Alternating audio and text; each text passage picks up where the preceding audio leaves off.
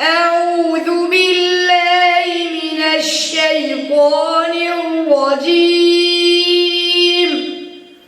بسم الله الرحمن الرحيم.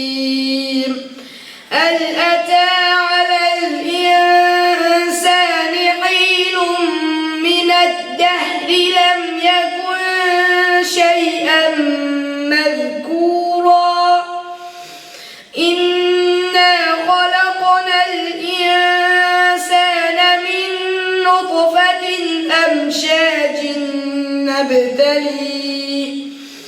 أمشاج نبتليه فجعلناه سميعا بصيرا إنا هديناه السبيل إما شاكرا وإما كفورا إنا أعتدنا للكافرين سلاسل وأغلالا وسعيرا إن الأبرار يشربون من كأس كان مزاجها كافورا عينا يشرب بها عباد الله يفجرونها تفجيرا يوفون بالنذر ويخافون يوما كان شره مستطيرا ويطعمون الطعام على حبه مسكينا ويتيما وأسيرا إنما نطعمكم لوجه الله لا نريد منكم جزاء ولا شكورا إنا نخاف من ربنا يوما عبوسا قمطريرا فوقاهم الله شر ذلك اليوم ولقاهم نضرة وسرورا وجزاهم بما صبروا جنة وحريرا متكئين فيها على الأرائك لا يرون فيها شمسا ولا زمهريرا ودانية عليهم ظلالها وذللت قطوفها تذليلا ويطاف عليهم بآنية من فضة وأكواب كانت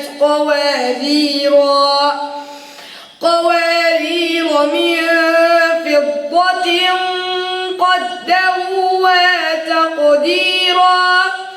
ويسقون فيها كأسا كان مزاجها زنجبيلا عينا فيها تسمى سلسبيلا ويطوف عليهم ولدان مخلدون إذا رأيتهم حسبتهم لؤلؤا منثورا وإذا رأيت ثم رأيت نعيما وملكا كبيرا حاليهم ثياب سندس خضر واستبرق وحلوا أساور من فضة وسقاهم ربهم شرابا طهورا إن هذا كان لكم جزاء وكان سعيكم مشكورا إنا نزلنا عليك القرآن تنزيلا فاصبر لحكم ربك ولا تطع منهم آثما أو كفورا واذكر اسم ربك بكرة وأصيلا ومن الليل فاسجد له وسبحه ليلا طويلا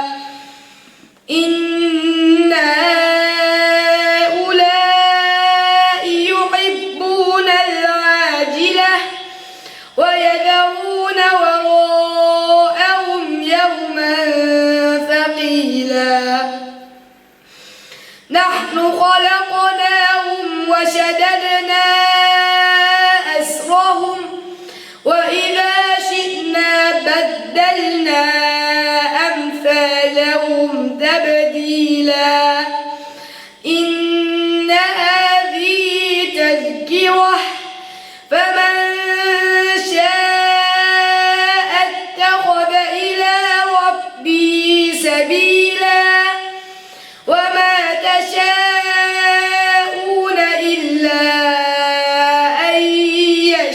يشاء الله إن الله كان عليما حكيما يدخل من يشاء في رحمته والظالمين أعد لهم عذابا أليما